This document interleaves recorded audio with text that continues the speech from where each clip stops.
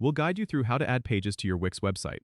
If you find this helpful, consider subscribing and liking the video. First, open your Wix account and go to your site's dashboard. Once you're on the dashboard, click on the Site Actions drop-down menu and select Edit Site. This will take you to the Wix editor where you'll make all your changes.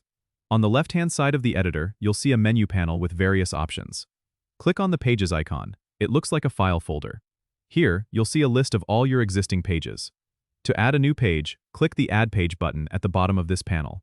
A new page will be created and it will automatically be named New Page, but you can easily rename it by clicking on the page name and typing in your desired title.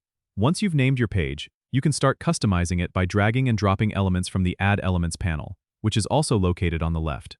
You can add text, images, videos, and more to make your page look exactly how you want. After you're done, make sure to hit the Save button at the top right corner to ensure that all your changes are stored.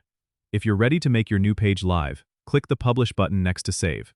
Remember, you can always go back and edit your pages at any time. It's as simple as that. Adding pages in Wix is a straightforward process. And with these steps, you'll have your site looking just the way you want in no time. Don't forget to subscribe and comment if this helped you out.